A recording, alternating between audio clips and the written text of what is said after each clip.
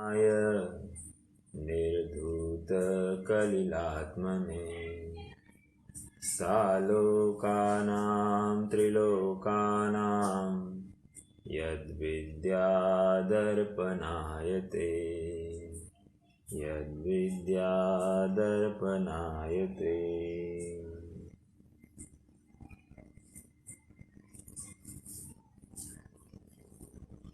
आज परम पावन दिवस है। कारण ये है कि कारण तो अनेक है आज का दिवस पावन कहने के लिए। एक तो हमारा यह वर्ष का अंतिम दिन है, एक। दूसरी बात, आज के दिन ही भगवान की दिव्य देशना खिरी थी, जो केवल ज्ञान होने पर भी 66 दिन तक मुखरित नहीं हुई थी। तो ये आज का ही वो एक परम मांगलिक दिवस है जिस दिन से वीर भगवान का शासन प्ररूपित हुआ, अर्थात वैशाख शुक्ल दशमी के दिन महावीर भगवान को केवल ज्ञान की प्राप्ति हुई और लगातार 66 दिन तक समोशरण की रचना होती रही। भक्तगण 12 कोट में सब भक्तगण आते रहे जाते रहे, लेकिन भगवान मुखरित नहीं हुए। और आज के ही दिन उनके अनन्य भक्त इंद्रभूति, उनका मान गलन हो गया और वे भगवान के समोशरण में आकर उनसे दीक्षित हुए। और सुयोग्य ऐसे पात्र की प्राप्ति होने पर सहज ही योग्यता ऐसी हो जाती है कि भगवान की वाणी खिर जाती है। एक बात ये है, आज का दिन अंतिम दिवस है, ये तो हम कह रहे हैं। अंतिम दिवस आप सबको ज्ञात होगा, ये सांवत्सरिक प्रतिक्रमण होता है। 7 प्रकार के प्रतिक्रमण कहे, उसमें से एक सांवत्सरिक प्रतिक्रमण कहा जाता है। सांवत्सरिक प्रतिक्रमण मतलब वर्ष भर में हमने जो कोई पाप किए हो, उन सभी पापों की आलोचना, निंदा, गरहा जो की जाती है वो आज ही के दिन होती है। इसका बहुत बड़ा महत्व है। तो वीर शासन जयंती है, वर्ष का अंतिम दिन है, कल न्यू ईयर हमारा प्रारंभ होगा। और एक बात समझने योग्य है कि जब भी काल परावर्तन होते हैं, वे सभी काल परावर्तन इसी दिन पर होते हैं, मतलब कोई दूसरा दिन नहीं है, इसी दिन पर काल परावर्तन होते हैं। तो आप विचार करना कि कितना महत्वपूर्ण दिवस है ये जिनागम में। चलिए, प्रकरण हमारा रत्नकर्ण शावकाचार, और रत्नकर्ण शावकाचार का हमारा चारित्र अधिकार चल रहा है, जिसमें व्रतों का अंगीकार करता हुआ जीव किस प्रकार आगे बढ़ रहा है ये बताया है। और 12 व्रतों की चर्चा लगभग समाप्त हो गई है। वैयावृत्ति नामक व्रत के हमारे अतिचार बाकी है, उन अतिचारों को हम एक बार पढ़ते हैं और फिर हाँ बोलिए ना। ये प्रसंग है तो संवत्सरिक प्रतिक्रमण के बारे में बताइए ना, बाकी थोड़ा सा कि क्या उसमें करते हैं। देखिए, मूल तो प्रतिक्रमण में आपको 3 वर्ड्स मालूम होंगे। एक है प्रतिक्रमण, दूसरा है सामयिक और तीसरा है प्रत्याख्यान। 3 शब्द ये है। आप आलोचना इस शब्द से भी परिचित है। आलोचना इज नथिंग बट प्रतिक्रमण। इन शॉर्ट आपको समझाओ, आलोचना और कुछ नहीं, हमने भूतकाल में जितने भी पाप किए हैं उन संबंधी जो कोई आलोचना होती है, निंदा होती है, गरहा होती है, या एक हमारे आधार स्तंभ, ऐसे हमारे भगवान के सामने जाकर या उनको स्मरण करके, पंच परमेष्टि को स्मरण करके हमने जितने भी पाप किए हैं, विषयों में प्रवृत्ति की है, उनकी निंदा ग्रह करना, ये हो गया आलोचना या प्रतिक्रमण। अब प्रतिक्रमण जैसे आपको पता है कि दैवसिक प्रतिक्रमण है, रात्रिक प्रतिक्रमण है, उभय प्रतिक्रमण है, पाक्षिक प्रतिक्रमण है, मासिक प्रतिक्रमण है, चातुर्मासिक प्रतिक्रमण है और संवत्सरिक प्रतिक्रमण, और एक लास्ट में जो औत्तमार्थ प्रतिक्रमण अर्थात मरण के समय में जो किया गया जो प्रतिक्रमण होता है उसको औत्तमार्थिक प्रतिक्रमण कहते हैं। कहने की बात यह है कि प्रतिक्रमण की विधि में कोई फर्क नहीं है। हाँ, ये जो प्रतिक्रमण होता है ये इतना महत्व रखता है कि सभी मुनिगण आचार्य के सामने आते हैं और आचार्य के सामने पीछी समर्पित करके वे उनसे अपने किए गए वार्षिक जो कोई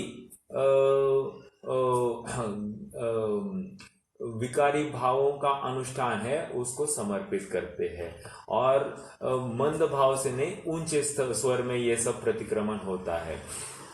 तो ये एक बात हो गई मुनियों की अपेक्षा। अब हमारे गृहस्थों की अपेक्षा कैसे इसका विचार हो?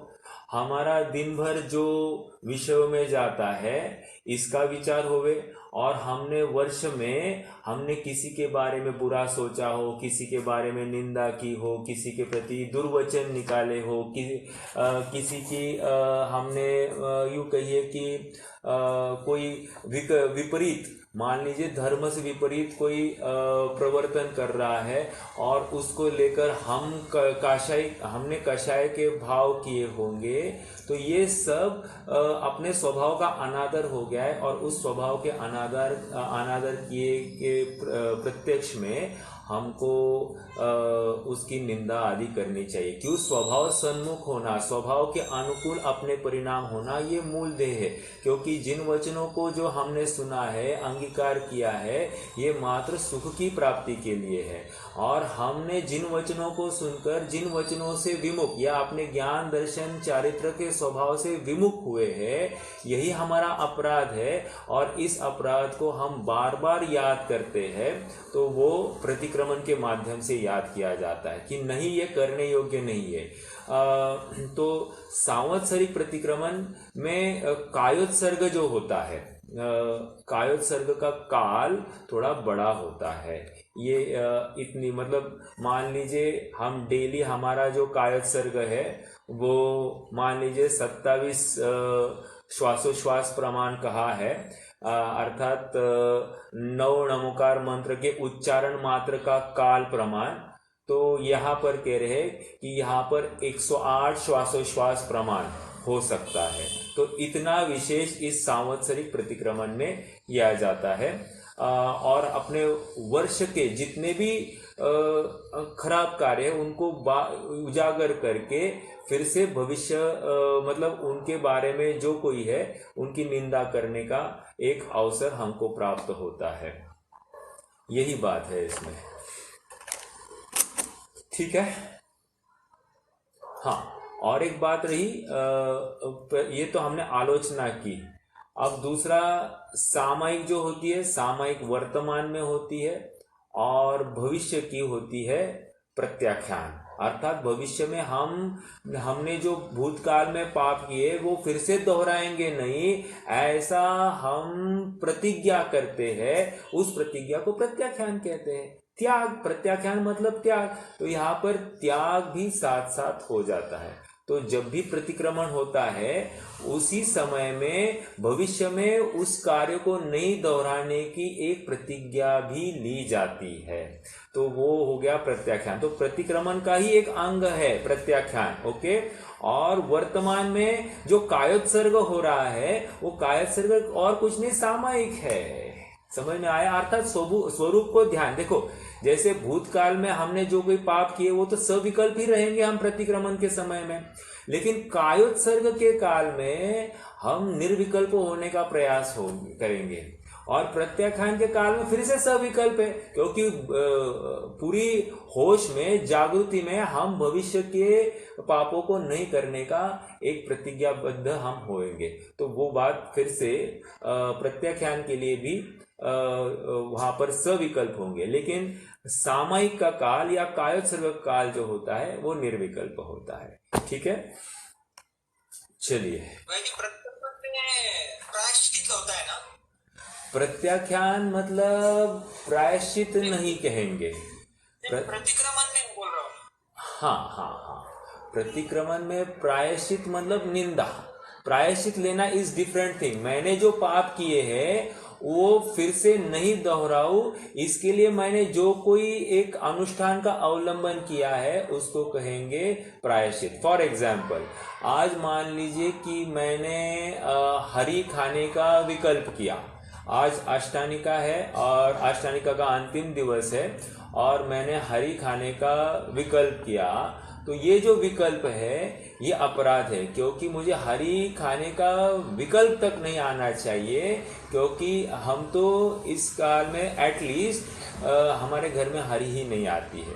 तो अगर ये विकल्प हुआ है ये अपराध है, और ये अपराध का मुझे प्रायश्चित लेना है। तो प्रायश्चित किस रूप में लिया जाएगा कि मैं किसी द्रव्य का, मतलब षट रस में से एक रस का त्याग कर दूं या एकाशन आदि अंगीकार करूं। ये सब करके मैं स्वयं को याद दिलाता हूं कि मैंने ये अपराध किया था, इस अपराध के फल में मैंने ये कार्य किया। या फिर मैं आज स्वाध्याय में 1 घंटा एक्स्ट्रा स्वाध्याय करूंगा, आदि आदि जो कोई संभव है वैसा अनुष्ठान को हमारी शक्ति प्रमाण हमको अंगीकार करना चाहिए, उसको प्रायश्चित कहते हैं।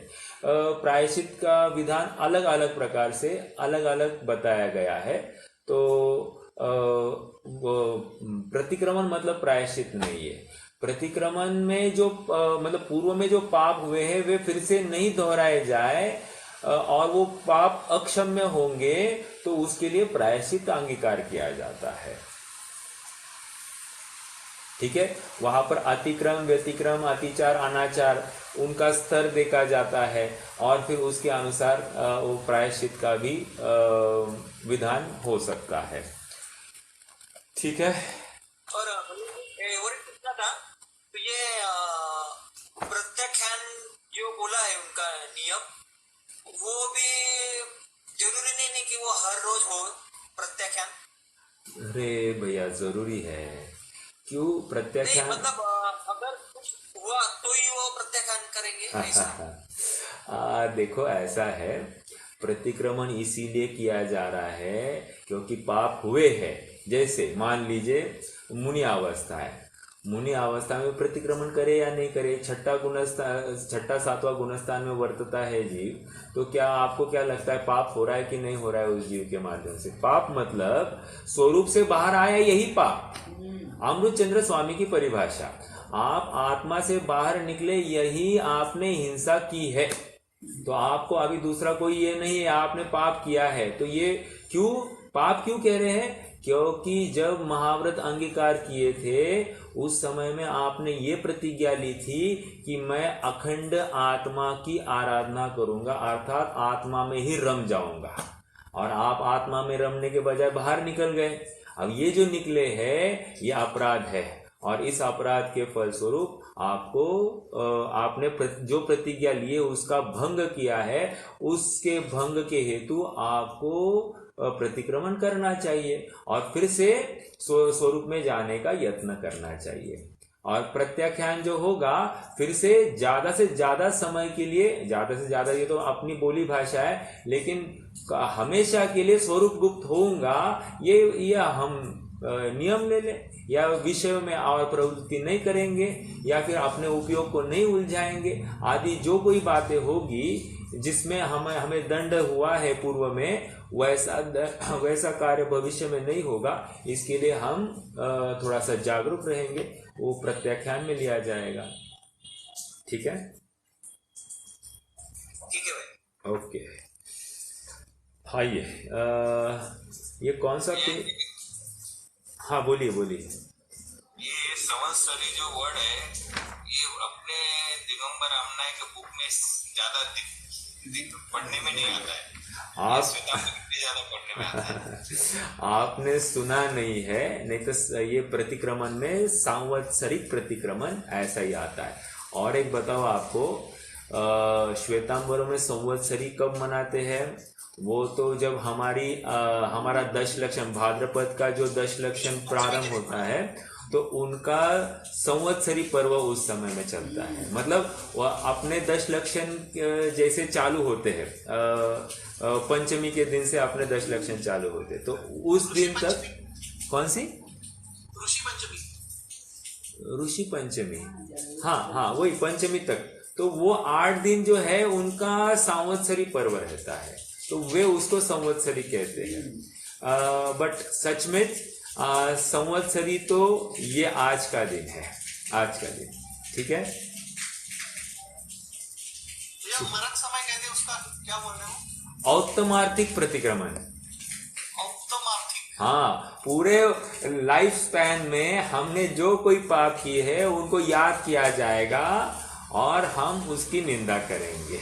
ओके, अब मान लीजिए हमारी तो 50-60 साल की आयु है, ओके, लेकिन जिसकी 1 कोटि पूर्व की होगी, ऐसे जीवों ने क्या करना, आप विचार कीजिए। ठीक है, लेकिन अपने जीवन के मुख्य कोई घटनाएं होती है, वे हमको याद रहती ही है, चाहे वो पाप रूप हो या पुण्य रूप हो, हमको याद तो रहती है। तो जो विपरीत है, विरुद्ध है, ऐसी क्रियाओं को बार बार याद करके हमको उनका निंदा आदि करनी। और देखो, ये हम वार्षिक प्रतिक्रमण भी करते हैं संवत्सरिक, तो इसमें भी हमने वर्ष भर में जितने किए उनको याद कर रहे हैं कि नहीं, तो इसका मतलब ये बराबर धारणा में रहेंगे। याद करना मतलब धारणा में रहने की बात है, तो वो प्रोसेस भविष्य तक कंटिन्यू रहेगी। और ये बार बार याद क्यों किया जा रहा है? हम तो कहते हैं कि बुरा कार्य किया तो फॉरगेट इट और आगे चलो, लेकिन हमारे यहाँ पर फॉरगेट नहीं करना है, हमारे यहाँ पर याद करना है, और याद करके भविष्य में नहीं करने का यत्न करना है। देखो, थोड़ा सा ये है, फॉरगेट इट कहकर अब तक हो गया भूल जाओ, अब नवीनता से फिर से चालू करो, नवीनता से फिर से विषय में प्रवृत्ति करो, ऐसा नहीं है अपने यहाँ पर। अभी जो अभी तक किया है वो तो गलत हुआ ही, अक्षम में ही है, लेकिन अब भविष्य में नहीं होगा, इसलिए इसी कार्य को, अपने भूतकाल को बार बार याद करना और उससे बचने के लिए अब आप सतर्क रहना, ये कह रहे हैं। ओके, तो इसलिए याद करना है और कोई प्रयोजन नहीं है। चलिए, पेज नंबर 213, श्लोक नंबर 121, वयावृत्ति के 5 अतिचार कहने वाला श्लोक। वयावृत्ति के लगभग 10-11 छंद चले हैं और इन्होंने अरहंत आदि की भक्ति से लेकर साधर्मियों के हाथ पैर दबाना, उनमें 4 प्रकार के दान किस प्रकार संभवित है, इसकी चर्चा की है। और साथ साथ इस श्रावक के जो गुण होते हैं, या वो उसकी 9 प्रकार की भक्ति किस प्रकार होती है, इन सभी बातों को यहाँ पर हाईलाइट किया गया है। अब अंतिम चरण है वयावृत्ति के अतिचार। हरित पिधान निधान ध्यानादरा स्मरण मत्सरत्वानि वैयावृत्यस्येते व्यतिक्रमा पंच कथ्यन्ते। एक बार फिर से, हरित पिधान निधाने ध्यानादरा स्मरण मत्सरत्वानि वैयावृत्यस्येते व्यतिक्रमा पंच कथ्यन्ते।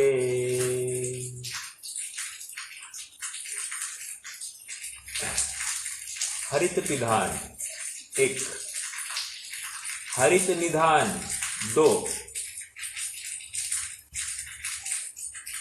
ध्यानादर ही अनादर, ऐसा आना चाहिए, 1 मिनट, हाँ, ही अनादर,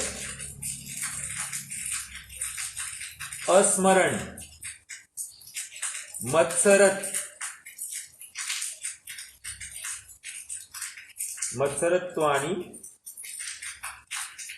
वैयावृत्ते, वैयावृत्यस्य एते व्यतिक्रमः पंच कथ्यन्ते। पंच कथ्यन्ते, व्यतिक्रम मतलब अतिचार, 5 कथ्यन्ते मतलब कहते हैं। 5 अतिचार वैयावृत्ति के कह रहे हैं। कौन से हैं? पहला हरित विधान 1, दूसरा हरित निधान 2। ही मतलब निश्चय का प्रतिपादक है, निश्चय से ऐसा ही है कि अनादर, अनादर मतलब वैयावृत्ति में हमने दान आदि कार्य करने में अनादर किया होगा, ओके, मरे मन से किया होगा, तो कह रहे हैं अनादर हो गया है। जैसे मान लीजिए हम सामायिक में बैठे, हमने अनादर नाम का अतिचार सामायिक में भी देखा, अस्मरण नाम का अतिचार सामायिक में भी देखा। वहां पर अनादर का अर्थ ये था कि मरे मन से बैठे, यहाँ पर भी वही अर्थ लेना। अस्मरण भी वहां पर भी देखा, अर्थात वहां पर हमने ये देखा कि हमने परिक्रमा 4 के बदले 5 परिक्रमाएं लगा दी, तो कह रहे कि ये क्या हो गया, मतलब 4 दिशाओं की अपेक्षा 5 दिशाओं में हमने नमस्कार ढोक दे दिया, तो वो क्या हो गया, अस्मरण नामक दोष हो गया। ओके, या फिर हम कोई पद आदि भूल गए तो उसको अस्मरण कह रहे हैं, तो यहाँ पर भी अस्मरण नाम का एक अतिचार। तो 4 हो गए, अनादर 1 हो गया, तीसरा, चौथा अस्मरण नाम का चौथा अतिचार, और 5वां मत्सर। मत्सर भाव से हमने वैयावृत्ति की होगी। मत्सर मतलब जेलस, जेलस होकर, या हमने जलन करके, किसी से द्वेष बुद्धि से या जलन बुद्धि से हमने कोई वैयावृत्ति का कार्य किया होगा, तो वो भी वैयावृत्ति संबंधी अतिचार। वैयावृत्तिस्य एते मतलब वैयावृत्ति के बारे में ये अतिचार 5 कहे गए हैं। व्यतिक्रमा पंच कथ्यन्ते, 5 कहे गए हैं। ओके, सरल है। अब थोड़ा सा यहाँ पर विचारणीय बिंदु है। आप थोड़ा सा यहाँ जो कह रहे हैं हरि वस्तु, हरित विधान मतलब हरि वस्तु से ढकना, ऐसा यहाँ पर कह रहे हैं। मैं आपसे थोड़ा सा इसके बारे में चर्चा करना चाहता हूँ। और दूसरा क्या है, हरि वस्तु में रखना। ये 2 बातें थोड़ी सी खटक रही है। क्यों खटक रही है? आपको क्या लगता है कि ये थोड़ी सी संभवित लगती है या नहीं लगती है? आप पहले तो मुझे इसका जवाब दीजिए। हरि वस्तु से ढकना और हरि वस्तु पर रखना, ये 2 प्रकार के अतिचार वैयावृत्ति में रखे, और आप थोड़े से नोट करोगे तो ये खान पान संबंधी ही अतिचार लगाए हैं, बाकी दूसरे क्रियाओं में अतिचार नहीं लगाए हैं। तो प्रश्न मेरा फिर से ये है, हरि वस्तु से ढकना और हरि वस्तु पर रखना, क्या ये पॉसिबल है?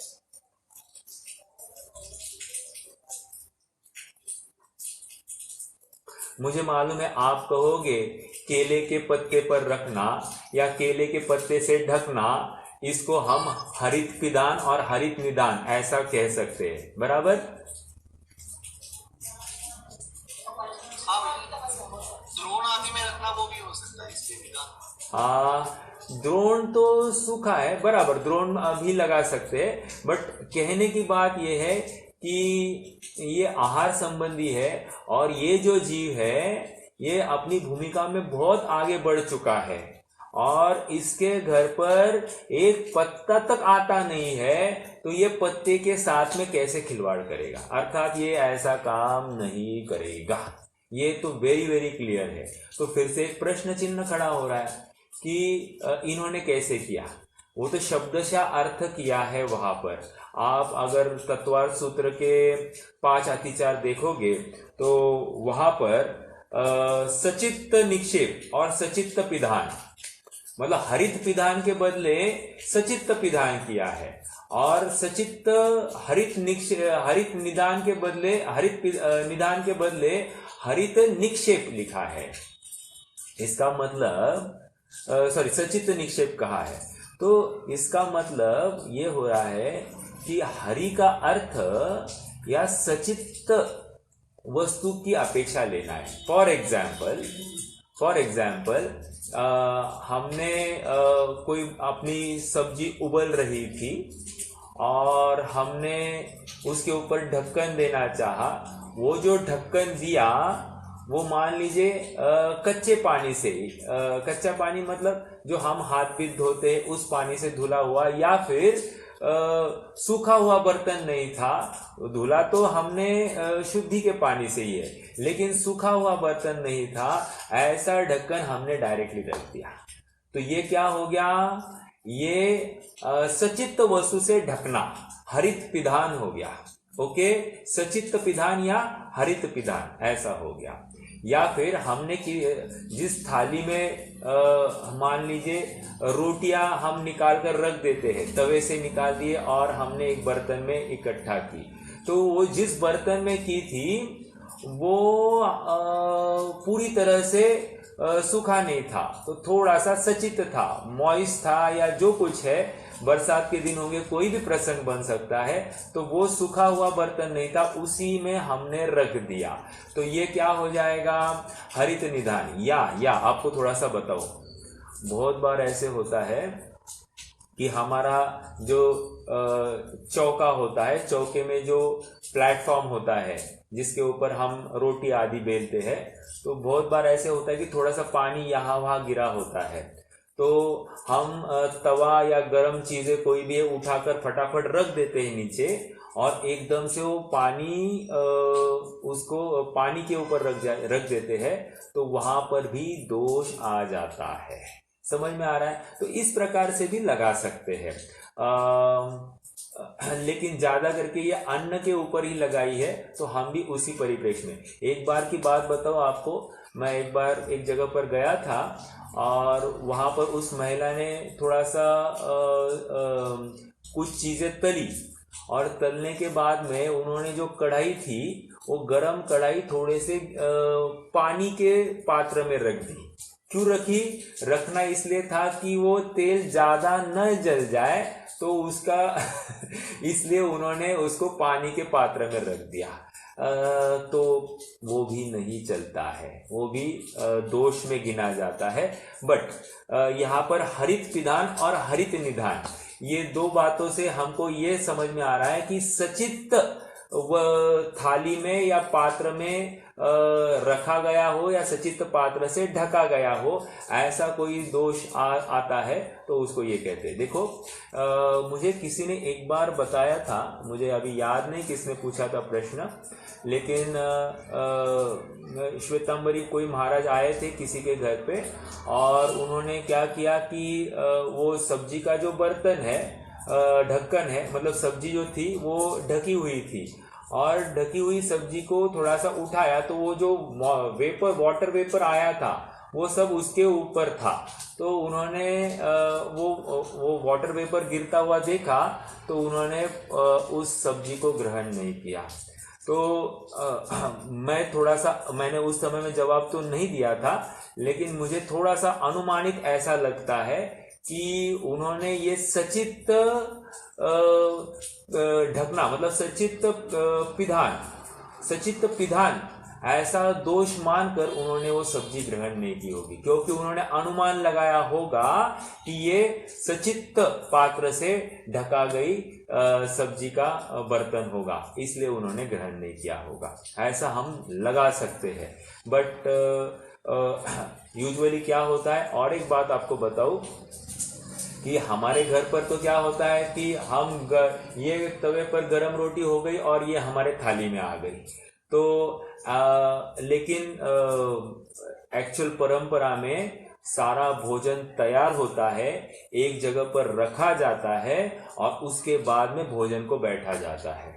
ये एक्चुअल प्रोसेस है, आपको बताओ क्यों?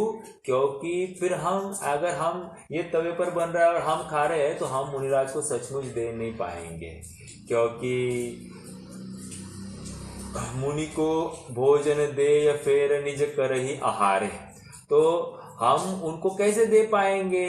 अभी तो रसोई हुई नहीं है, पहली रोटी हमारे थाली में आ गई है, तो हम उनको कैसे दे पाएंगे? तो करना क्या पड़ेगा, पहले पूरी अपनी भोजन की सामग्री तैयार होवे, एक जगह पर रखी जाए और उसके बाद में हम लेते हैं। तो फिर मुनिराज को आने के बाद में एटलीस्ट दिखेगा तो कि ये इतनी 20 रोटियां बनी है। तो 20 रोटियां, आदमी कितने हैं? 8 आदमी है। तो मान लीजिए लगभग 2.5 3 ये सब खाते होंगे। तो मान लो आधा आधा मैं अगर खा लेता हूँ, तो मैं 2-3 रोटी भी खा लेता हूँ, तो वैसे किसी को कुछ फर्क नहीं पड़ेगा, तो वो 3 रोटी खा लेते हैं उसमें से। ये इस प्रकार से वो प्लान कर सकते हैं। कहने की बात इतनी है कि भोजन तैयार होना चाहिए। जो आजकल की सिस्टम है वो योग्य, मतलब मुनिराज को या किसी पात्र को देने के योग्य नहीं है, इतना मुझे कहना था। ये हो गया हरित पिदान और हरित निदान। हाँ बोलिए भैया। अगर भोजन बना हुआ है, हाँ मुनिराज आ गए, हाँ उन्होंने भोजन देखा, हाँ फिर भोजन ग्रहण भी किया, मुनिराज चले गए। हाँ समझो अपन ने 10 रोटी बनाई, हाँ मुनिराज ने 2 रोटी खाई, चले गए, हाँ, और बाद में हमने और 2-3 रोटी बनाई, तो वो उद्दिष्ट में गए। उद्दिष्ट में जाएगा, वो उद्दिष्ट में जाएगा। समझ में आया सबको? प्रश्न ये है कि मुनिराज ने खाया और उसके बाद में हमने एक्स्ट्रा थोड़ी सी कर दी, क्योंकि हमको लगा हम भूखे रहेंगे, तो इसलिए हमने 2-3 रोटी एक्स्ट्रा कर दी। तो वो कहते हैं कि ये उद्दिष्ट में चला जाएगा, क्योंकि फिर क्योंकि वो आरंभ हुआ ना उसके बाद में, और वो आरंभ का पूरा दोष वैसे देखा जाए तो मुनिराज के ऊपर नहीं आएगा, पूरा श्रावक के माथे आएगा, बट दोष तो आएगा। ठीक है। गरम भोजन निषेध है क्या? कौन सा गरम भोजन? मतलब जो आप जैसे बोले अभी तवे पे का डायरेक्ट? नहीं, निषेध की बात नहीं कर रहा हूँ।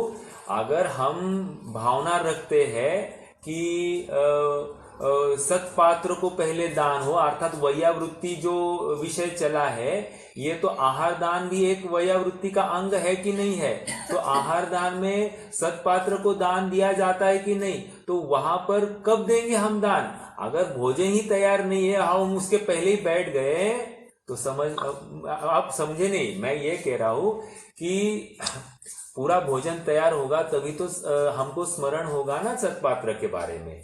अब पहली ही रोटी यहाँ पर अपने थाली में आ गई तो हमने सत्पात्र को देने की भावना कहा। भाई मैं तो इस रूप से देख रहा हूँ। हालांकि इसमें ऐसा भी है कि मैं जब भोजन के लिए बैठता हूँ तो मैं भाव से विचार करता हूँ कि कितना उत्कृष्ट दिवस होगा, कितना मांगलिक दिवस होगा जिस दिन मेरे निमित्त से ये आहार की, मतलब इस आहार का कोई कवल किसी मुनिराज के कर कमलों में विराजे, तो वो उस आहार को ग्रहण करे। ऐसी में भावना तो भाता हूँ, उसमें विरोध नहीं है, ये बिल्कुल सही है। या फिर जो आहार बना रहा है, भोजन बना रहा है, वो इसी बुद्धि से बनाता है कि अभी मुनिराज आ जाए और मुनिराज को ये भोजन उनके योग्य हो जाए। तो इतना जागरूक और इतना विवेकी, इतने कम हिंसा से बना हुआ भोजन वो उनको देने की भाव रखेगा।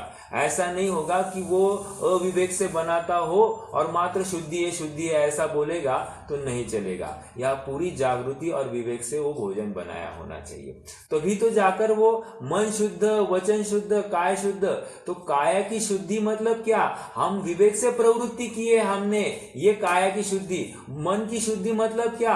हमको उन जीवों की हिंसा में जो आरंभ हुआ है वो कम से कम आरंभ हुआ है, इसमें मन की शुद्धि चाहिए कि नहीं चाहिए? मन की शुद्धि मतलब हमको देने के भाव इतना ही नहीं लेना, हमारे मन में वो तीव्र दया भाव है, ये भी तो उसमें ही आता है ना भैया।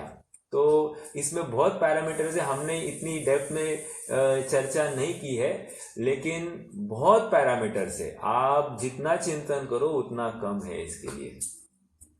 और इसमें क्या है, थोड़ा कहा और बहुत समझा, एक ही शब्द में बोलूं तो विवेक से ही कार्य होता है। जहां अविवेकीपना आ गया वहां पर काय की अशुद्धि आ गई, मन की अशुद्धि आ गई और वचन की तो अपने आप अशुद्धि आई है, क्योंकि अपने दोष कौन स्वीकार करना चाहता है? इतना तो चलता है, इतना कौन करता है क्या? फिर दूसरे की तरफ हम फिंगर आउट करते हैं कि कोई नहीं करता, हम करते हैं उतना। तो ऐसा नहीं चलता है भैया।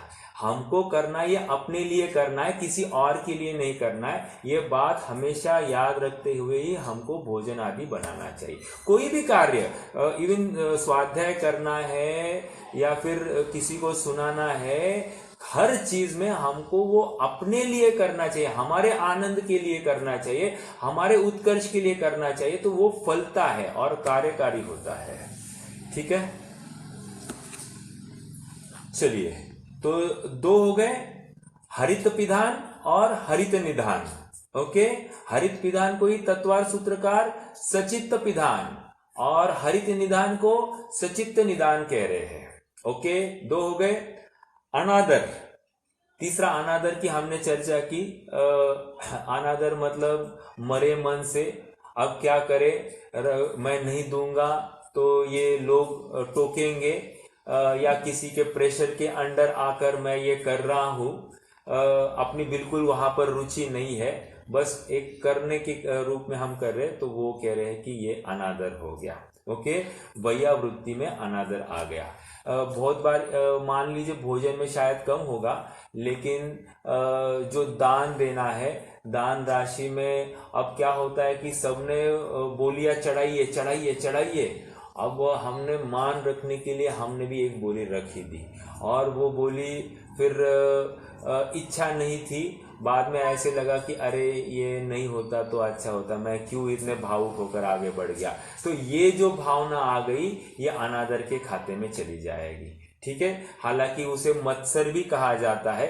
दूसरे को देखकर मैं भी आंदोलित हो गया और मुझे भी और थोड़ा सा ज्यादा भाव रखना, मतलब ज्यादा अमाउंट बोलने का भाव हुआ, ये मत्सर के अंतर्गत भी जाता है।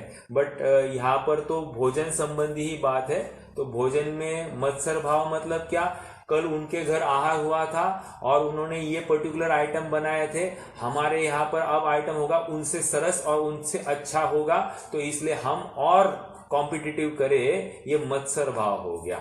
ओके, या फिर सबके पास हुआ है मेरे पास ही नहीं हुआ है, तो मैं कुछ भी यत्न करके अपने यहाँ पर आहार की चर्या मिला के लाऊं, ये सब मत्सर भाव में लिया जाएगा। ओके, और अस्मरण में हमने उनको भोजन के लिए रुकाया या पानी ही नहीं दिया, आदि आदि जितने भी अनेक अनेक बातें हैं, ये अस्मरण में जाएंगे। या फिर नवधा भक्ति में हमने कुछ हीनादिक कुछ कर दिया, तो ये सब, वैसे नवधा भक्ति ही ठीक से नहीं हुई तो वे वहां पर रुकेंगे ही नहीं, वो तो आगे की बात है। लेकिन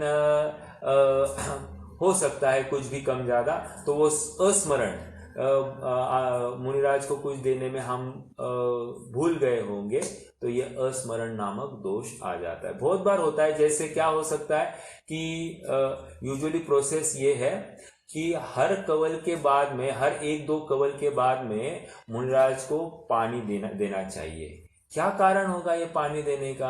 कह रहे हैं कि हमको मालूम नहीं ना उनका अंतिम कवल कौन सा होगा, हमको मालूम नहीं उनको अंतराय कब आएगी, इसलिए हर बार, हर दूसरे तीसरे कवल में उनको पानी देने की एक ये होनी चाहिए।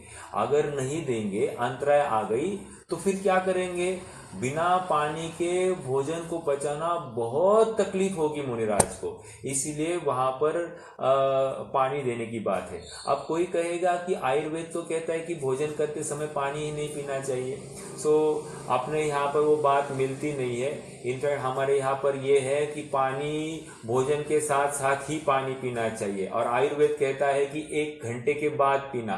तो अब ये कॉन्ट्राडिक्टरी स्टेटमेंट्स है, बट फिर भी अब जो अपने सामने है उसको ही हमको यथार्थ मानकर हमको प्रवृत्ति करनी चाहिए, क्योंकि ऐसा ही मार्ग है। इसके अलावा मुनिराज को 1 घंटे बाद पानी कौन देने जाएगा? वहां कौन सी भक्ति होगी?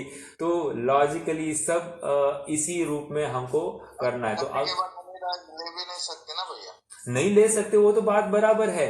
बट जब उनके लिए वो रूल अप्लाई हो रहा है तो हमारे लिए भी भोजन के समय में ही पानी लेना वो रूल अप्लाई हो गया, ये मुझे कहना है आपको। मतलब मेरा तो प्रसंग प्राप्त कथन ये था कि जो कोई बातें आज कही जाती है कि 1 घंटे बाद पानी पिए तो वो बहुत अच्छा होता है स्वास्थ्य के लिए, आदि आदि जो कुछ बातें हैं वो इससे मिलान नहीं खाती है। ओके, मतलब अपनी इस पर्टिकुलर जब हम जिन वचन पढ़ते हैं या मुनि उनकी आहारचर्या देखते हैं तो उससे मिलान नहीं खाती है, ये मुझे कहने का प्रयोजन था। ठीक है, तो ये 5 प्रकार के अतिचार हो गए, हरित पिदान, हरित निदान, अनादर, अस्मरण और मत्सर। ठीक है, फटाफट अपन थोड़ा सा इसमें कुछ विशेष है तो पढ़ लेते हैं, नहीं तो फिर आगे बढ़ जाएंगे। नहीं है ऐसा कुछ। हाँ, यहाँ पर देखिए, कमल पत्र आदि हरी वस्तु से ढकना, पत्तल आदि हरी वस्तु में रखना, देते हुए भी अनादर करना, नवदा भक्ति आदि भूल जाना। अभी देखो यहाँ पर नवदा भक्ति भूल जाना, ये कहा ना भैया, ये थोड़ा सा लॉजिकली दिखाई नहीं देता। क्यों? हाँ ठीक है, अनादर किस प्रकार हो गया फिर नवदा भक्ति, फिर मुनिराज ने वहां पर भोजन ही नहीं किया, इस केस में अपन उसको भी अनादर के खाते में ले सकते हैं। तो वो वैयावृत्ति नहीं कर पाया, ये अनादर हो गया। ठीक है, ऐसा भी ले सकते हैं। भूल जाना या समय और पात्र आदि का भूल जाना तथा और के दान गुण को सहन नहीं करना, ये 5 वैयावृत्ति नामक शिक्षाव्रत के अतिचार है। ओके, देखो मेरे पास ये सदाशिव दास जी वाली टीका में पेज नंबर 213 यहां से भी पढ़ते, जो वृत्तियों को देने योग्य आहार पानी औषधि आदि है उसे हरित पत्ते, पत्तल, पान, कमल पत्र इत्यादि सचित्र से ढका हुआ देना वह हरित विधान नाम का अतिचार। हरित जो वनस्पति के पत्ते आदि के ऊपर रखा हुआ भोजन आदि देना हरित निदान नाम का अतिचार। ओके, हमने उसकी चर्चा की है किस प्रकार उसको सचित्त में लिया जा सकता है। दान को अनादर से, अविनय से, प्रिय वचन आदि से रहित देना वह अनादर नाम का अतिचार। मतलब वहां पर देने की भावना नहीं होती। मान लीजिए अभी हम दे रहे हैं, अरे अभी मेरा खत्म हो रहा है, अभी इनको दूं या ना दूं, तो ये इतना भी भाव आ गया तो ये अनादर में चला जाएगा। फिर मेरा बच्चा क्या खाएगा, हमारे घर वाले के फिर उनके लिए कुछ नहीं बचेगा, तो ये ऐसा जो भाव आता है ये अनादर में। या फिर ऐसा होता है कि एक मिठाई बनी है, बहुत लिमिटेड ही बनी होगी, और उस मिठाई में से हमको बहुत पसंद है वो मिठाई, अब उसमें से कुछ अंश कम हो गया तो वो थोड़ा सा नीचे ऊपर हो गया, वो नीचे ऊपर जो होने का बाद जो है उसको अपन अनादर के खाते में ले सकते हैं।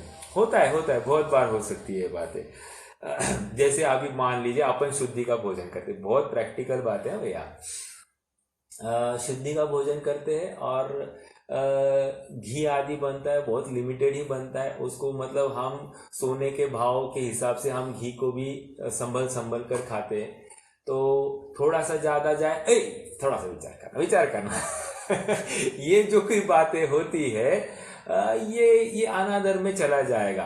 अरे हमको जब मिल गया है कोई पात्र और सहजता रखनी कि इस घी से मेरा जीवन चलता नहीं है, ऐसा विचार करके वो उसमें आकुलता नहीं होना, ये अनादर से रहित हो गया। हाँ, इसका मतलब ऐसा नहीं कि उसको मन चाहा खाओ, मन चाहा आप उसका ये व्यय करो इन द सेंस फिर बाद में आपको कुछ भी नहीं रहे, इस रूप से आप उसका भक्षण ना करो, ये उसके पीछे का प्रयोजन होता है। ठीक है, आगे पात्र को भोजन आदि देने के लिए निश्चित कर अन्य कार्य में लगाकर भूल जाना, देने योग्य द्रव्य को तथा विधि को भूल जाना वह अस्मरण नाम का अतिचार है। मतलब वो आपने मान लीजिए कि पानी ही नहीं दिया, या फिर आपने मिठाई वहां पर थी, मिठाई नहीं दी, या जो कुछ है आपने सोचा ये बाद में दूंगा, ये दूध की मिठाई है तो द्विदल करेगी, बाद में दूंगा, और आपने दी ही नहीं, तो ये क्या हो गया, ये अस्मरण नाम का दोष आ गया। मतलब वहां पर जागृति बहुत जरूरी है, ये यहां से दिखाई दे रहा है। और लास्ट अन्य दातार से ईर्ष्या कर दान देना वो मत्सर नाम का अतिचार है। मतलब दूसरे ने कुछ ज्यादा दिया होगा और अपन कम दे रहे हैं। या हमारे आज दाल चावल ही बना और उन्होंने उस दिन रबड़ी बनाई थी, तो ये जो कुछ कम ज्यादा हो गए, तो इस ऐसा मत्सर, अरे ये इससे ज्यादा नहीं दे पाया, अब क्या मालूम, अपना थोड़ा सा निंदा जैसा हो जाएगा। तो ये जो कुछ बातें हैं ये मत्सर में लिया जाएगा। ओके। हाँ, मेरा प्रश्न है, दाल रोटी वाला भोजन 1 नंबर होगा मुनिराज के लिए, या फिर रबड़ी पेड़ा बर्फी वाला भोजन बढ़िया होगा? क्या कहना है आपका? कौन सा भी बढ़िया है। अरे आपने तो मिश्र वचन कर दिया। बात ये, दाल रोटी वाला बनाएंगे भैया। हाँ जी, दाल दाल रोटी वाला। हाँ दाल रोटी लॉजिकल क्यों लग रहा है? क्योंकि वो मीठ, देखो, मिठाई में थोड़ा हाँ हो जाता हाँ, मीठा में गरिष्ठपना आता है, प्रमाद वर्तता है, और उनके तप संयम में वो बाधक भी बन सकता है। लेकिन आप सबकी जानकारी के लिए बताऊं कि 24 तीर्थंकरों में से 23 तीर्थंकरों का पारना दूध या दूध के प्रोडक्ट से हुआ है। ओके, 23 तीर्थंकरों का पारना दूध या दूध के प्रोडक्ट से हुआ है, मात्र आदिनाथ भगवान का इक्षुरस से हुआ है। ठीक है, चलिए आगे बढ़ते हैं। निर्णय क्या बना भैया? दाल रोटी वाला अच्छा है? निर्णय तो देखो, दाल रोटी ही अच्छा है। तो उसमें एक कारण भी बताता हूँ आपको, कारण बताता हूँ। आपने यदि मिठाइयाँ बनाई है ना, मिठाई बनाने में बहुत समय भी जाता है, मेहनत भी जाती है। ओके, और मिठाई जितना समय लगता है उतने अनुपात में मिठाई की क्वांटिटी कम रहती है। थोड़ा सा विचार करना। तो उसमें क्या होता है कि जितनी ज़्यादा मिठाइयाँ बनी उसके पीछे टाइम ज़्यादा लगा, और जितना टाइम ज़्यादा लगा तो फिर इसने काम में कुछ तो कॉम्प्रोमाइज किया होगा, होना चाहिए, ऐसा अनुमान हो जाता है। इसलिए जो यथार्थ व्रती भी होता है वो व्रती पहले कह देता है कि हमारे मीठे का त्याग है, या एक मिठाई के ऊपर हम नहीं लेंगे, ऐसा स्पष्ट कह देता है। तो सामने वाला फिर एक मिठाई बनाने के लिए उसको ज़्यादा आकुलता भी नहीं होती है, तो वो बराबर उसके अनुपात में बनाता है। बट और वो भी मिठाई एक ही बार लेंगे ये भी वो विचार करे, तो इस प्रकार वो सब चल जाता है। एक मिठाई थोड़ी सी मात्रा में ले ले, वो कोई बाधा नहीं करती है। ज्यादा अनुपात में हो तो वो बाधा करने वाली है, वो गरिष्ठ बन जाएगी। ओके, मिठाई में अग्नि का एक किलो का भी आगे जाता है भैया मिठाई बनाने में। हाँ देखो, जितनी भी देखो, जितनी तली हुई चीजें होगी या जितनी मिठाई की चीजें होगी, इसमें आरंभ ज्यादा होता है। अब तली हुई चीज भी देख लेना, उसको ना मंद आंच पर थोड़ा ज्यादा समय के लिए उसको तलना पड़ता है। तो मान लीजिए समोसे हो, कचौरी हो, या फिर जो कोई नमकीन होंगे, उसका थोड़ा सा सॉफ्ट या खरपूस बनाने के लिए उसको ना थोड़ी सी मंद आंच पर या मीडियम आंच पर उसको तलना पड़ता है, तो तब जाकर वो ज्यादा ठीक बनती। तो इसमें सामने वाला ज्यादा देर के लिए चौके में रहा, उसका ज्यादा समय गया, ज्यादा उसका समय गया, और उसका एक्सर्शन भी हुआ कि नहीं हुआ, तो वो विचार करेंगे। इन सब बातों का विचार होता है, होना ही चाहिए। कोई कहे कि यार हमको तो कुछ पंच पकवान खिलाए नहीं, कैसा भोजन किया, वो बात नहीं है। जो सच्चा व्रती होगा वो तो साधा भोजन देखेगा तो आनंद मानेगा, और जो विषय भोगी है, रसना भोगी है, वो तो फिर इसमें आनंद मनाएगा। ये आपने को विचार में, मतलब ये परीक्षण के बिंदु है। इसका मतलब मोटे मोटे बिंदु है, सर्वथा नहीं लेना, लेकिन मोटे मोटे तो यही बिंदु है, क्योंकि दिस आर द लॉजिक्स, और हम लॉजिक के अनुसार आगे बढ़ते हैं। ठीक है, हाँ जी। वह यहाँ पर वह तो दान सेम है क्या? वैयावृत्य और दान।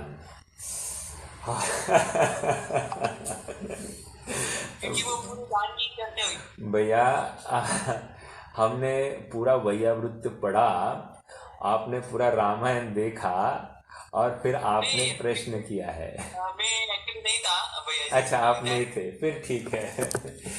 देखो, ऐसा है कि वैयावृत्ति का एक भाग दान है। क्या कहा? वैयावृत्ति को इन्होंने 3 भागों में डिवाइड किया। एक तो 4 प्रकार के दान बता दिए। ओके, आहार दान, औषधि दान, उपकरण दान और वसति का दान, 4 दान बता दिए। ओके, जो आज तक की परंपरा से जो उपकरण दान और वसति का दान तो थोड़े हट के ही बोल दिए, क्योंकि अन्यों ने ज्ञान दान और अभय दान ऐसे 2 ये किए हैं, लेकिन इन्होंने व्यापक दृष्टिकोण से ये बातें रखी। तो आहार, औषधि, उपकरण और वसति का। फिर इन्होंने और एक बात की, वैयावृत्ति के माध्यम से औरों के पैर आदि दबाना, लोगों को मदद आदि करना, आर्थिक मदद आदि करना, या फिर उनको मोक्ष मार्ग में ये बने रहे, इस रूप से उनको जो कोई जरूरत है वो व्यवस्था करना, ये भी वैयावृत्ति का एक अंग बताया। मतलब जो हमारे आजू बाजू में परिस्थिति से जूझ रहे हैं, उनको परिस्थिति से उभारना, ये भी वैयावृत्ति का एक बात बताई। फिर उसके आगे उन्होंने अरहंत आदि के चरणों की चर्या, सपर्या, मतलब अरहंत आदि की पूजा भक्ति करना, ये भी वैयावृत्ति के अंतर्गत ले लिया। और लास्ट में ये कंक्लूजन हो गया। तो एक न्याय से आचार्य समंतभद्र ने उमा स्वामी को भी उसमें ले लिया, फिर से कार्तिकेय स्वामी को भी ले लिया, और कुंद कुंद स्वामी को भी, अतिथि पूजा के कर कुंद कुंद स्वामी को भी ले लिया, प्लस अपने ओर से और एक्स्ट्रा दे दिया और वैयावृत्ति को एक व्यापक रूप दे दिया। तो ऐसे ये वैयावृत्ति का स्वरूप है। उसमें आहार तो एक पार्ट है, लेकिन आहार तो आता ही है। हाँ, यहाँ पर जो उन्होंने अतिचार गिनाया है, ये आहार संबंधी ही अतिचार गिनाया है, लेकिन यथा योग्य सभी में लगा लेना चाहिए अपनी शक्ति प्रमाण। जैसे हम अरहंत आदि की भक्ति कर रहे हैं, तो अरहंत आदि की भक्ति में हमको कौन से दोष लग सकते हैं? मत्सर भाव से हम, जैसे हमने किसी को देख लिया द्रव्य चढ़ाते हुए, हम भी द्रव्य चढ़ाएंगे। वो भक्ति से कुछ झूम रहा है तो हम भी भक्ति से झूम जाए, ये क्या हो गया? मत्सर भाव से हो गया। ओके, वो कर रहा है इसलिए हम कर रहे हैं, तो ये इसमें कोई मतलब आपके जैसा, हमारे जैसा कोई भक्त नहीं है, ऐसी जो कोई भावना दिखाना, ये मत्सर भाव से होगी। ओके, जब कोई नहीं रहेगा तो एकदम मरे मन से करेगा, तो ये अनादर हो गया। ओके, और अस्मरण मतलब कोई पद आदि भूल जाए भक्ति करते समय, तो ये अस्मरण नाम का दोष हो गया। तो ऐसा वैयावृत्ति में भी ऐसे दोष अन्यों में भी लगा सकते हैं। ओके, ये तो अभी आप प्रकरण पूरा पढ़ेंगे तो काफी बड़ा प्रकरण है, पंडित साहब ने कहा हुआ, लेकिन पढ़ने योग्य, पठनीय है, क्योंकि अपना श्रावक का जीवन ही इसके ऊपर आश्रित है। क्योंकि मुनि धर्म श्रावक धर्म के बिना खड़ा नहीं रह सकता। जब श्रावक ही चूक जाएगा तो मुनि धर्म कैसे खड़ा होगा? तो इसलिए श्रावक का परम कर्तव्य है कि वो अपनी तरफ से पूरी सावधानी बरते। ठीक है? ठीक है भाई। ओके, चलिए आगे बढ़ना है। वैसे समय तो हो गया है, अपन बस एक थोड़ी सी भूमिका बनाते हैं और फिर रुक जाएंगे। अब देखिए, संलेखना की चर्चा आ रही है। वैसे क्रम कैसे चल रहा था कि 12 अनुव्रत बताए, 12 व्रत बताए, और वेरी वेरी लॉजिकल बात यह है कि एक्सपेक्टेड बात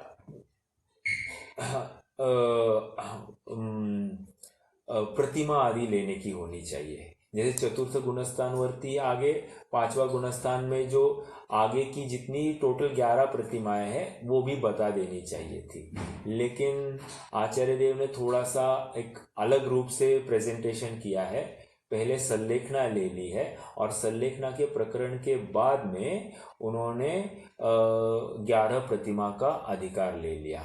तो समझने की बात इतनी है कि ये संलेखना क्यों आ रही है। जैसे तत्वार सूत्र में भी आप देखोगे तो तत्वार सूत्र में 12 व्रतों का कथन करने के बाद में उन्होंने मरणांतिकी संलेखना जोशिता, अर्थात मरण अंत समय आ जाए, अर्थात मरण का काल आ जाए तो उस समय में संलेखना यह जीव धारण करता है, मतलब व्रत धारण करने वाला जीव संलेखना धारण करता है। और कैसे धारण करता है? अत्यंत जोश से धारण करता है, मरे मन से धारण नहीं करता है। तो वहां पर भी जो बात आई है बराबर इसी ट्यून पर आ गई है। व्रतों के बाद में इमीडिएटली उन्होंने 12 संलेखना की बात रखी है। लेकिन हमने चर्चा की है, वैसे कुंद स्वामी ने तो 12 व्रतों के अंतर्गत ही संलेखना को ले लिया था। ओके, तो वहाँ उनका अभिप्राय हमने समझा था कि वे ये चाहते थे कि प्रत्येक समय भाव मरण हो रहा है तो प्रत्येक समय समाधिमय इसका बीतना चाहिए। जब जागृति प्रत्येक समय में होगी तो निश्चित रूप से अंतिम समय भी अच्छा ही होगा, ये उनका भाव था। लेकिन यहाँ पर मरण जो देह का वियोग होगा, इस पर्टिकुलर अपेक्षाकृत मरण के विषय को खड़ा करके इन्होंने अब अंतिम समय वाला जो समाधि होती है उसके बारे में यहाँ पर बात रख रहे हैं। एक बार संलेखना को अपन थोड़ा सा यूं विचार कीजिए, व्हाट इज संलेखना। तो कहते हैं संलेखना अगर शब्दशः अर्थ लेते हैं तो सत अधिक लेखन। संलेखन अर्थात सत मतलब सम्यक प्रकार से, लेखना मतलब कृश करना। कषाय और काय को सम्यक प्रकार से कृश करना सो संलेखना है। दो बातें कह रहा हूं, कषाय और काय। मात्र काय को कृश करके उसको बर्बाद करना, इसको संलेखना नहीं कह रहे हैं। कषाय को भी साथ साथ कृश करना, इनफैक्ट कषाय इज मोर इंपॉर्टेंट देन काय कृश। ओके, क्योंकि काय कृश तो हो जाएगी, वो तो अपनी योग्यता से हो जाएगी, लेकिन कषाय कृश को करने के लिए तो जीव को पुरुषार्थ करना पड़ेगा। इसलिए गुमानी राम जी ने समाधि मरण में अधिकार में उन्होंने बताया है कि समाधि मरण मतलब निकषाय भाव सो समाधि। क्या कहा? निकषाय भाव सो समाधि, अर्थात जहां पर कषाय रहित पना पाया जाता है उसी को आप समाधि समझना। तो वेरी इंपॉर्टेंट, ये जो निष्कषाय भाव सो समाधि का अर्थ क्या हो रहा है, बहुत व्यापक हो रहा है। हमको लगता है कि निष्कषाय भाव के लिए सब कुछ त्यागना चाहिए, ऐसा नहीं है। प्रत्येक समय समय जागृति के बल पर, विवेक के बल पर हमारी समाधि हो सकती है। कारण ये है क्योंकि मरण कब होने वाला है ये हमको और आपको किसी को पता नहीं।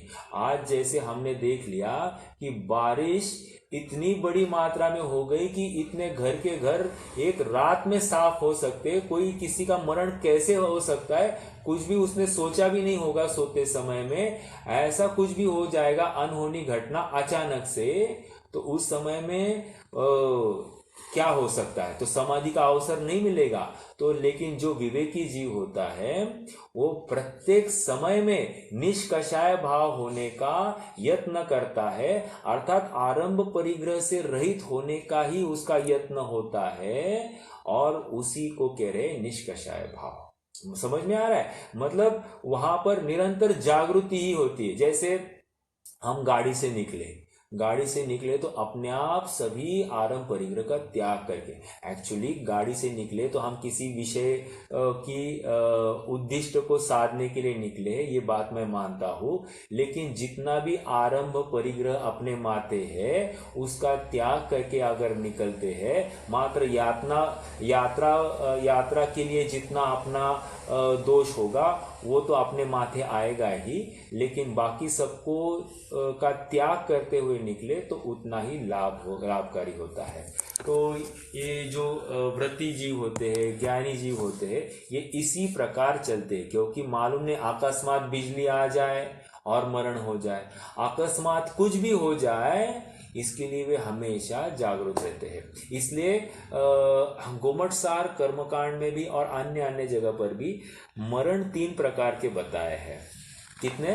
3 प्रकार के। कौन से कोई बता सकता है?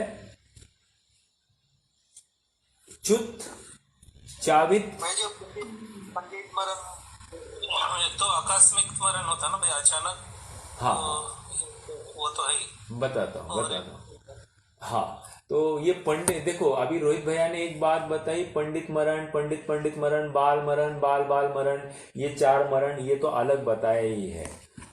उसकी भी अपन चर्चा करेंगे, लेकिन जो गोमटसार के आधार से बात आई है कि 3 प्रकार के मरण बताए हैं। एक होता है च्युत, दूसरा होता है चावित और तीसरा होता है त्यक्त। कौन से? च्युत, चावित, त्यक्त। What is च्युत?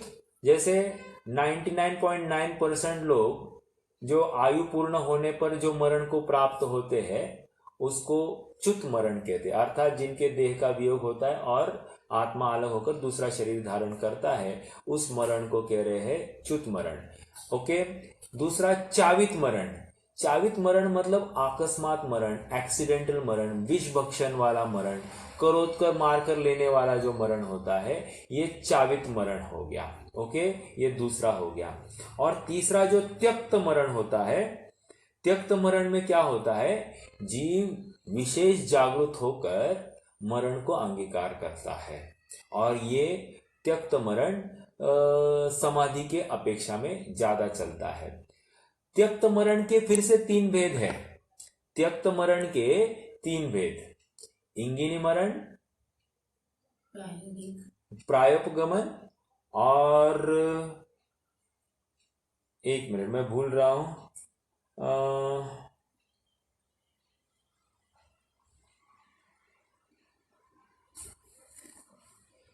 इंगिनी, प्रायोपगमन, और याद आएगा मुझे, मैं बताऊंगा। इंगिनी मरण जो होता है, इसमें क्या होता है? एक, हाँ, भत्त प्रत्याख्यान, बराबर, भत्त प्रत्याख्यान, इंगिनी और प्रायोपगमन। नाउ व्हाट इज भत्त प्रत्याख्यान? ये किसकी भेद चल रहे हैं?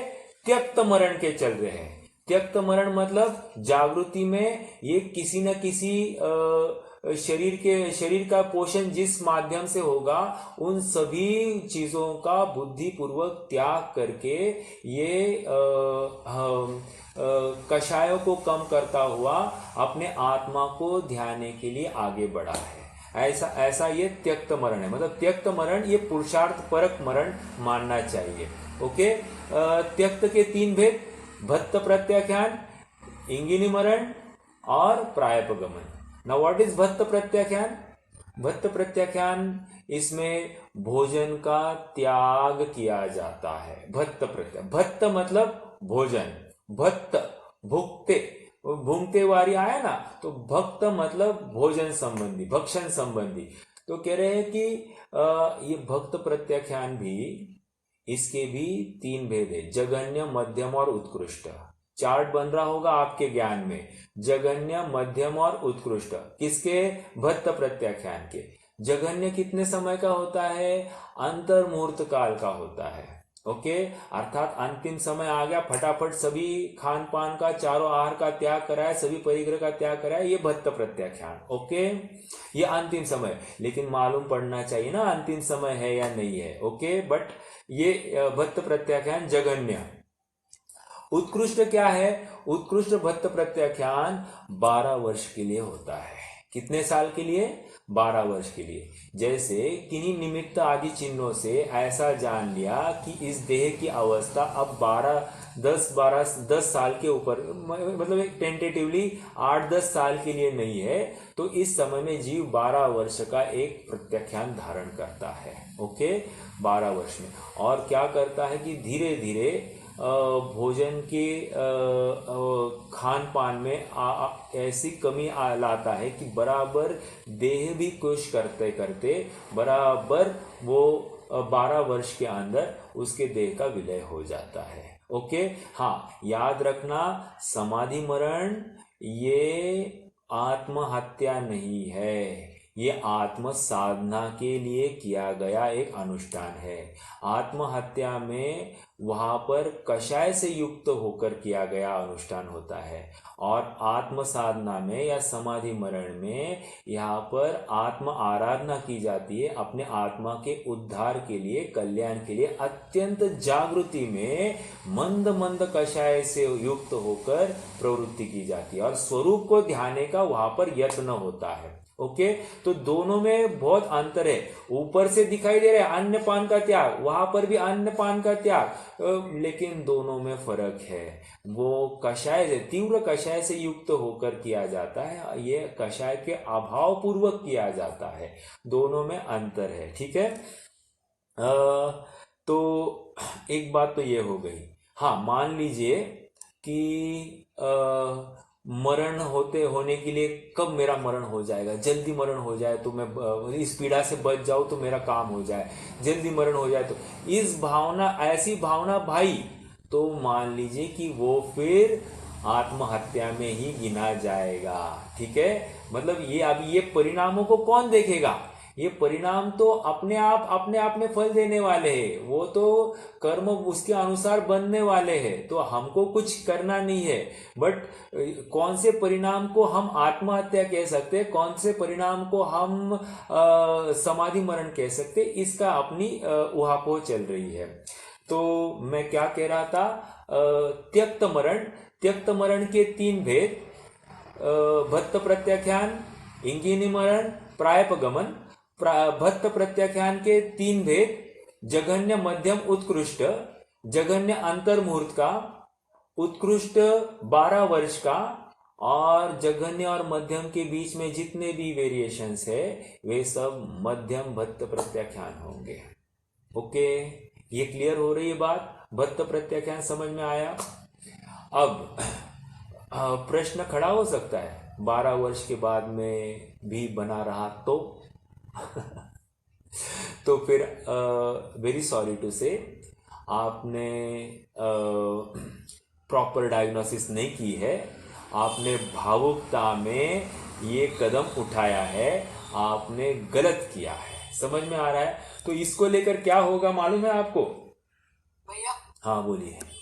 आयु का 12 इयर्स कैसे समझते हैं? हाँ, बराबर है। तो ये भी एक अभ्यास है, और शास्त्रों में पूरी बात लिखी हुई है कि मान लीजिए आंखों की दृष्टि कम हो जाए, या फिर जांघों में बल कम हो जाए, अंजुलियां हमारी एक दूसरे से मिलने के लिए समर्थ नहीं है, ऐसे अनेक सुनने में कम दिखाई दे रहा है, ऐसे अनेक लक्षण से जाना जा सकता है कि हमारी आयु अब ज्यादा दिन की नहीं रही है। एक बात। दूसरी बात यह है कि मान लीजिए कोई 75-80 के आसपास का व्यक्ति है, वो एक एवरेज जीवनमान वो जान लेता है कि हाँ, एवरेज मनुष्यों का यहाँ पर 80-90 का ये है, और अभी अपना स्वयं का स्वास्थ्य भी वो देख रहा है कि स्वास्थ्य कैसा है, कितना है, उसको कितना खाना हजम होता है, उसकी आहार की स्ट्रेंथ कितनी है, उसकी पाचक शक्ति कितनी है, आदि अनेक बिंदु है। इनके माध्यम से निश्चित कर लेता है कि या फिर चलते चलते इसको कितना थकान होती है, श्रम भाषित होता है। ऐसे अनेक बिंदु है जिससे हम अनुमान लगा सकते हैं कि हमारी शारीरिक क्षमता कितनी है, और शरीर की क्षमता के बल पर यह निर्णय किया जा सकता है कि हम कितने दिन चल सकते। देखो, इसके लिए एक महत्वपूर्ण बात यह है कि अपना जीवन बहुत ही मंद कषाय वाला होना चाहिए और अपना पुण्य भी उसी उत्कृष्ट जाति का होना चाहिए, क्योंकि जहाँ पर मंद कषाय होगी तो बहुत उच्छृंखल नहीं होता है, बहुत ही उत्तेजित यह जीव नहीं होता है, और बराबर भद्र परिणाम को लेकर ऐसे सहज ही इसको जानने की लायकात हो जाती है। आपको यहाँ तक बताऊं, ऐसे अभी तक मतलब अभी 30-40 साल को छोड़ दीजिए, लेकिन 80s तक जो लोग मरते थे सब घर में ही मरते थे, एक बात। और दूसरी बात ये थी कि उनको पहले ही मालूम पड़ता था कि अपना मरण होने वाला है, तो वो बिस्तर से उतर के नीचे जमीन पर लेट जाते थे, मतलब, और अपना आसन भी निश्चित कर देते थे। तो इतनी सब जानकारी लोगों को आती। देखो, मतलब ज्यादा बड़ी बात नहीं, मेरी नानी थी, वो तो 51 एज की ही थी, लेकिन वो मरण के पहले ना उन्होंने मेरी मासी को बुलाया और उनको कहा कि मैं जा रही हूँ, और उन्होंने कहा कि मेरा मुख मात्र पूर्व की तरफ फेर दो, और बस मरण हो गया। मतलब जा रहे हैं ये भी उनको मालूम हो गया। तो ये कब कैसे पता चला? जीवन एकदम आपका अच्छा रहे तो अपने आप आपको अंत भी अच्छा दिखाई देता है, आपकी जागृति विवेक होती है। तो कहने की बात इतनी है कि ये मालूम पड़ जाते हैं, और जिसको मरण करना है वो सब अभ्यास करता ही करता है, और उसके माध्यम से ही वो आगे बढ़ता है। तो बिल्कुल ये जानने योग्य पैरामीटर्स जिनवानी में भी आए हैं। ओके, तो हमारे आज भत्त प्रत्याज्ञान तक बात हो गई है। कल हम इंगिनी मरण और प्रायपगमन, बहुत शॉर्ट है, एक लाइन की है। इंगिनी मरण में ये होता है कि जीव आहार का तो त्याग करता ही करता है, साथ साथ वो किसी से हाथ पैर दबाता भी है और स्वयं भी हाथ पैर दबाता है। ये इंगिनी मरण हो गया।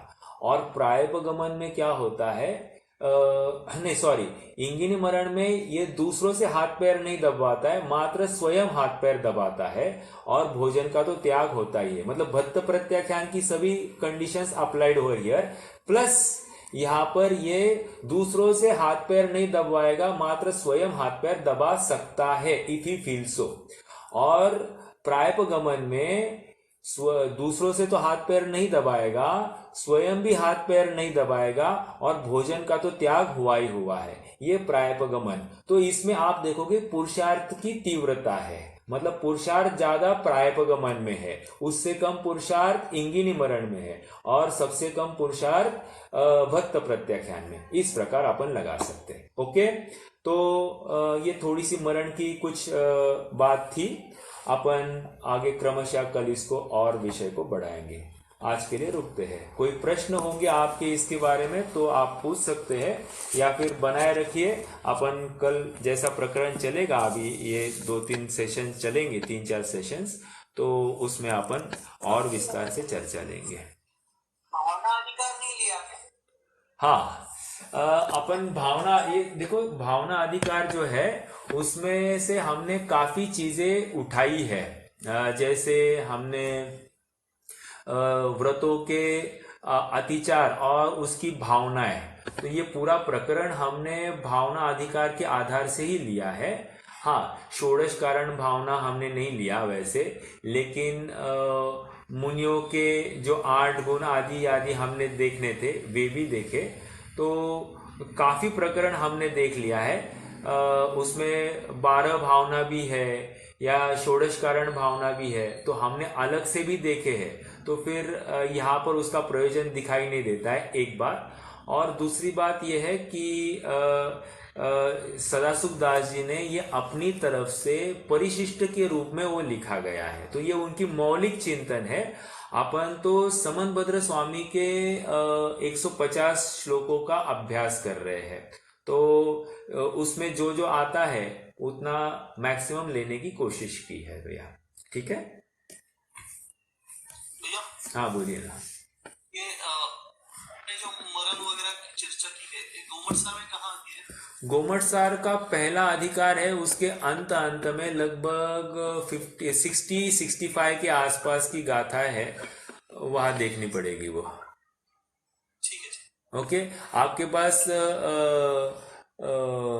गोमटसार कर्मकांड की अगर गाइड होगी पहला भाग, तो पहले भाग में उसका विषय ये है, या तत्वार्थ सार में भी इसकी चर्चा आई है, तो वो प्रकरण में आपके साथ दिखा सकता हूँ, मतलब कोई प्रॉब्लम नहीं है वैसे। ओके, चलिए जिनवाणी स्तुति करेंगे। निज निज